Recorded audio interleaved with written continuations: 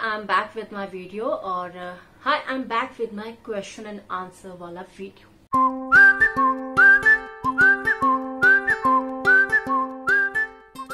हाय friends, कैसे हैं आप लोग? आशा करती हूँ आप लोग बहुत बहुत अच्छे होंगे और इस क्वारंटाइन में काफी कुछ प्रोडक्टिव या कंस्ट्रक्टिव काम आप कर रहे होंगे। सबसे पहले मैं सॉरी कहना चाहूंगी क्योंकि काफी टाइम बाद मैं वीडियो के थ्रू आपसे रूबरू हो रही हूँ और इसके पीछे एक टेक्निकल फॉल्ट है, एक टेक्निकल रीजन है और रीजन ये है कि मेरा माइक काम नहीं कर रहा है, माइक इज नॉट वर्किंग और बिना माइक के वीडियो रिकॉर्ड करना थोड़ा प्रॉब्लमेटिक हो जाता है क्योंकि वॉइसिंग की दिक्कत होती है। बट मैं आशा करती हूँ कि आपको इस वक्त मेरी आवाज अच्छे से सुनाई दे रही है। और क्वेश्चन एंड आंसर मैंने आपसे पूछे थे, यानी कि Q&A का सेशन मैंने आपसे पूछा था दोबारा करने के लिए। काफी सवाल मुझे मिले हैं और इस बार थोड़े सीरियस सवाल मुझे मिले, मजा आएगा उनका जवाब देने में भी। और फटाफट वीडियो शुरू करते हैं। और सबसे पहले मैं ताशु त्रिपाठी का सवाल लेना चाहूंगी। मुझसे पूछा है कि कुछ लोग दोस्त बनकर आपकी लाइफ में आते हैं, वो आपके दोस्त बनते हैं, फिर वो आपको परेशान करने लगते हैं और इसका रीजन वो देते हैं कि ये तो उनका प्यार है, तो ऐसे में क्या?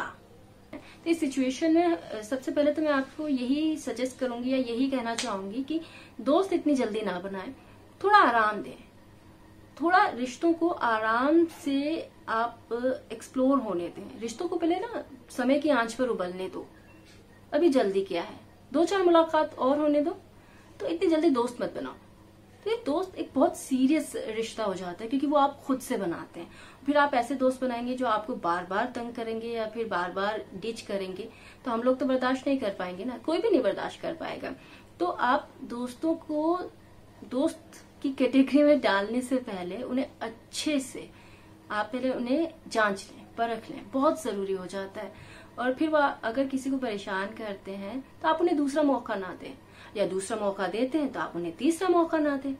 और अगर तीसरे मौके तक बात पहुंचती है तो आपको पता है कि आपको क्या करना है।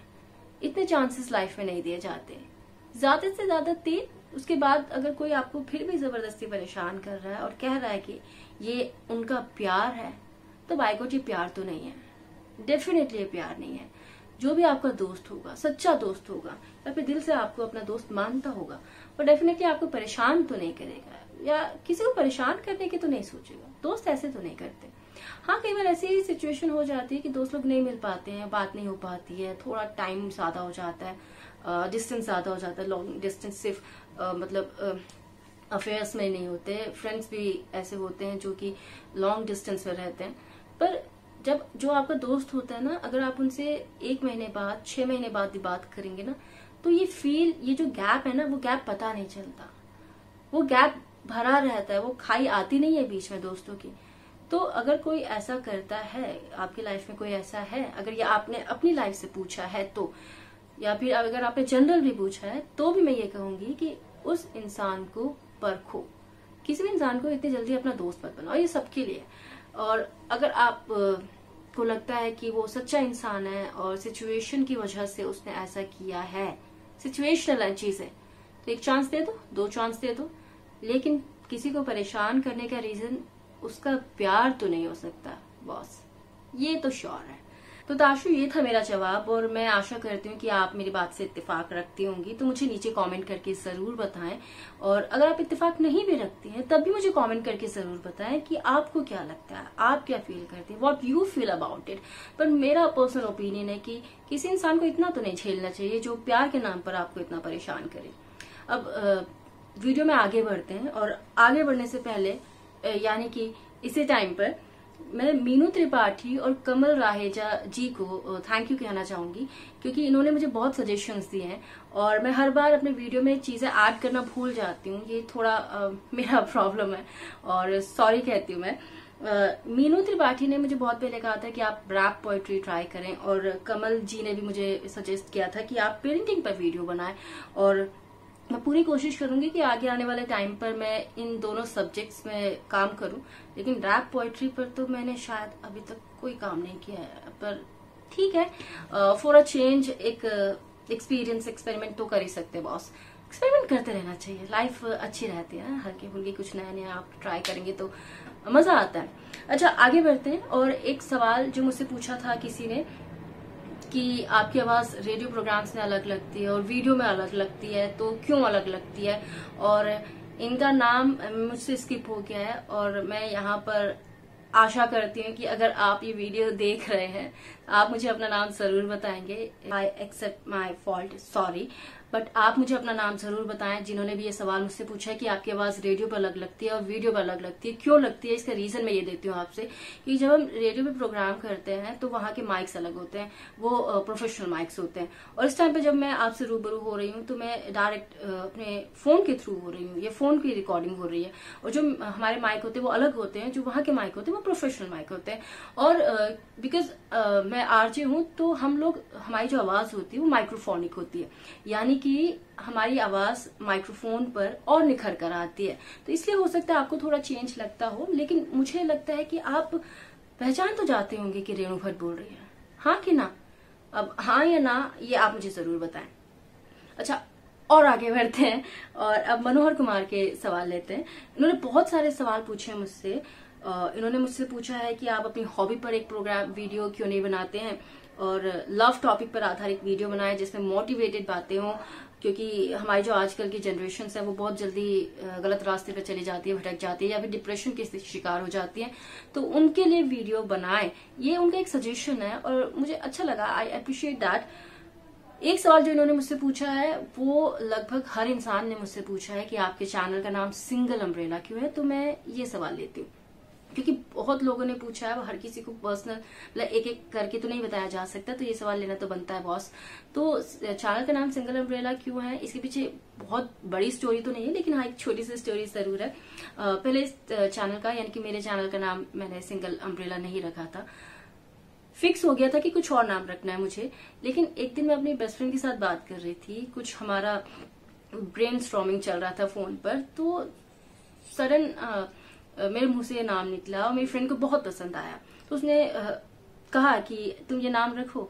और होते ना कुछ चीजें क्लिक करती हैं आपको, तो जब चीजें आपको क्लिक करती ना तो आप समझ जाइए कि ये चीज आपके लिए बनी है। कई सारी बातें हैं, अब वो सारी बातें तो इस वीडियो में मैं नहीं रख सकती, लेकिन हमें लगा कि ये नाम मुझे रखना चाहिए, ये हमें क्लिक किया, बहुत अच्छा लगा, थोड़ा यूनिक है। और single umbrella itself means confidence देता है, कॉन्फिडेंस की निशानी, एक प्रतीक है, सिंबॉलिक है, तो सिंबॉलिक चीजें बहुत अच्छी लगती है मुझे, तो इसलिए इस चैनल का नाम सिंगल अम्ब्रेला पड़ा।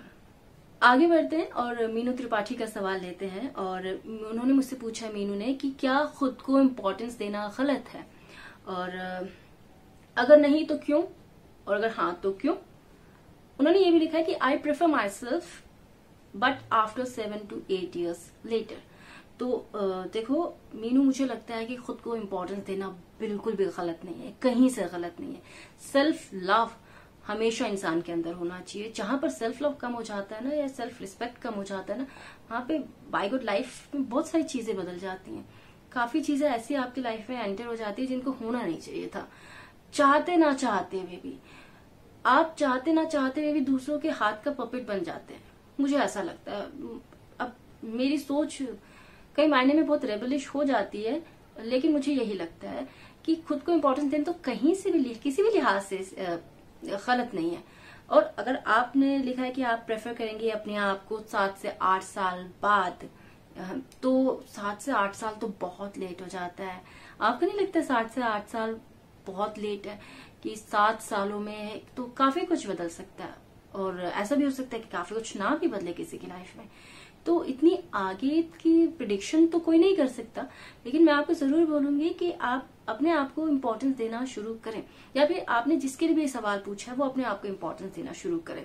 हाँ, और जो सुन रहे हैं ना सब अभी, वो सब अपने आप को इम्पोर्टेंस देना शुरू करें, क्योंकि अगर, जैसे मैं कहती हूँ कि अगर आप खुद से अंदर से खाली हैं, अगर आपके अंदर प्यार नहीं है, आपके अंदर गुस्सा है, तो आप दूसरे को वही देंगे। अगर आपके अंदर अपने लिए इम्पोर्टेंस नहीं है तो आप दूसरे को अपनी इम्पोर्टेंस कैसे दिखाएंगे? सामने वाला कैसे आपको रिस्पेक्ट देगा अगर आप अपनी रिस्पेक्ट खुद नहीं करते? तो इस बात को समझिए, बहुत इंपॉर्टेंट बात है। जब हम सेल्फ लव की बात करते हैं ना, तो स्वार्थी होना है, सेल्फिश होना और सेल्फ लव दो अलग अलग बातें हैं। कई बार हमें लगता है कि क्या हम स्वार्थी हो रहे हैं, क्या ये हमें करना चाहिए, नहीं करना चाहिए, पर इन दो चीजों में आप कंफ्यूज ना हो। तो सेल्फ लव अलग है और सेल्फिश होना अलग है। सेल्फिश जो होता है वो इंसान सिर्फ अपने बारे में सोचता है, उसे सिर्फ हर जगह मैं नजर आता है। लेकिन जब आप सेल्फ लव की बात करते हैं, जब सेल्फ लव आप में खुद से डेवलप हो जाएगा, तो आप अपने डेवलपमेंट की सोचेंगे, आप अपने आप से प्यार करेंगे। और जब आप अपने आप से प्यार करेंगे तो आपको अपने आसपास वालों से, जो भी इंसान आपके आसपास है, उससे ऑटोमेटिकली प्यार हो जाएगा। चीजें अपने आप ठीक होती हैं जब आप खुद से प्यार करते हैं। लेकिन अगर आप खुद से नाराज हैं और आपको लगता है कि आपकी डोर आपके हाथ में नहीं है, कोई दूसरा चला रहा है, तो बॉस लाइफ कैसे चलेगी बताइए, बताओ। और मैं तो यही कहूंगी आपको कि 7 से 8 साल बहुत लेट है, आप अभी से अपने बारे में सोचें, इंपॉर्टेंस दें। गलत नहीं है, बिल्कुल गलत नहीं है। अगला सवाल मैं प्रदीप नेगी का लेना चाहूंगी। इन्होंने मुझसे जानना चाहा है कि worst and best thing about being a female. तो वर्स्ट थिंग तो मुझे नहीं लगता कुछ है ऐसा।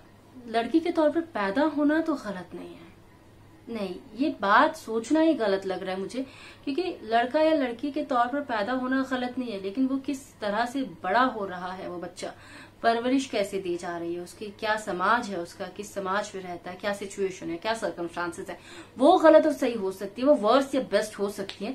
लेकिन किसी जेंडर में आप जन्म लें, वो जेंडर खराब नहीं हो सकता। वर्स्ट थिंग तो मेरे हिसाब से कुछ नहीं है Pradeep. And the best thing about being a female is being a female. लड़की होना अपने आप में एक फॉर्चुनेट बात है, और मैं काफी फॉर्चुनेट हूँ कि मैं एक लड़की हूँ। और थोड़ा टेक्निकल होंगे यहाँ पर प्रदीप, अगर आप देखें कि डिलीवरी के टाइम पे जब कॉम्प्लिकेशंस होती हैं, तो जो मेल चाइल्ड होता है उसके कंपैरिजन में जो फीमेल चाइल्ड होती है, वो कॉम्प्लिकेशन बीट करके उनका सर्वाइवल रेट ज्यादा होता है। तो ये बाय बर्थ नेचर ने लड़कियों को दिया है कि वो कॉम्प्लिकेशन बीट करके उनको जिंदगी जीना आता है। सिचुएशन बदलती है जब वो कोख से बाहर निकलती है। समाज ऐसी बुरी सिचुएशंस हम कह सकते हैं, सर्कमस्टांसेस रख सकता है लड़कियों के सामने, जहां पर उनका सर्वाइवल थोड़ा मुश्किल हो जाता है। लेकिन जन्म लेना तो गलत नहीं है एक लड़की के तौर पर। उनको जन्म से कई चीजें मिलती है, वो मल्टीटास्क बहुत अच्छे से कर सकती है, वो इमोशनल होती है। और मैं इमोशनल होने को, मैं इमोशनली वीक नहीं कहती हूँ, मैं इमोशनली स्ट्रांग कहती हूँ, क्योंकि मुझे लगता है कि अगर किसी इंसान में संवेदनशीलता खत्म हो जाती है, तो एक इंसान होने के तौर पर आपकी बेसिक और सबसे इम्पोर्टेंट जो क्वालिटी है वो खत्म हो गई है। अगर आप में संवेदनशीलता नहीं है तो एक इंसान नहीं है, फिर तो it's like a dead man on earth, या फिर डेड पर्सन ऑन अर्थ। तो एक लाश के तौर पर इंसान घूमता है बाहर, अगर उसमें संवेदनशीलता नहीं है तो बाय डिफॉल्ट ये सारी क्वालिटीज होती हैं। लड़कियों को विपरीत परिस्थितियों में जीना आता है, ये उनकी बेस्ट चीज है। किसी ने मुझसे बहुत ही स्वीट क्वेश्चन पूछा है। उन्होंने मुझसे पूछा है कि क्या आपको खाना बनाना आता है? तो हाँ, मुझे खाना बनाना आता है, और मुझे लगता है कि ये सभी इंसान के लिए बहुत ही बेसिक क्वालिटी है, सर्वाइवल क्वालिटी कहा जा सकता है इसको। तो हर इंसान को आना चाहिए, चाहे वो लड़का हो या लड़की। किसी भी सिचुएशन में अगर आप फंस जाए, या किसी ऐसी जगह पे आप फंस जाए जहाँ के पास सब चीजें हो, किचन पूरा तैयार मिले, लेकिन आप खाना नहीं बना सकते, तो बताइए कैसे जिएंगे आप? तो खाना बनाना एक बेसिक क्वालिटी है, या फिर कहूँ कि बेसिक सर्वाइवल क्वालिटी है, और ये हर इंसान को आना चाहिए। और मैं बहुत अच्छा खाना बनाती हूँ। तो किसी ने मुझसे पूछा कि आपकी सुंदरता और मधुर आवाज के पीछे राज क्या है। ये सवाल तो मैं नहीं लेना चाहती थी, लेकिन मैंने फिर भी लिया है, क्योंकि कई मैसेजेस मुझे ऐसे आते हैं, और इस सवाल की मैं बहुत आदी हो चुकी हूँ। तो जब भी कोई यह सवाल मुझसे पूछता है तो मैं कहती हूँ कि इसका पूरा क्रेडिट मेरे पेरेंट्स को जाता है, और इसका हमेशा मैं क्रेडिट अपने पेरेंट्स को देती हूँ, क्योंकि ये एक ऐसी चीज है जिसके पीछे मेरे कुछ हाथ नहीं है बाय डिफॉल्ट। यू सी, बस मेरा हाथ ये है कि मेरी पूरी कोशिश रहती है कि मैं अपनी पर्सनालिटी अप टू डेट रखूं, या फिर पूरी डेवलप करती रहूं। और फटाफट एक और क्वेश्चन ले लेती हूँ, बहुत छोटा सा और सिंपल सा क्वेश्चन है वो, कि इस वक्त आप क्या पढ़ रही हैं? तो इस वक्त मैं केशवर देसाई को पढ़ रही हूँ, और वो आखिरी बुक बची है मेरे पास जो मुझे पढ़ना बचा है।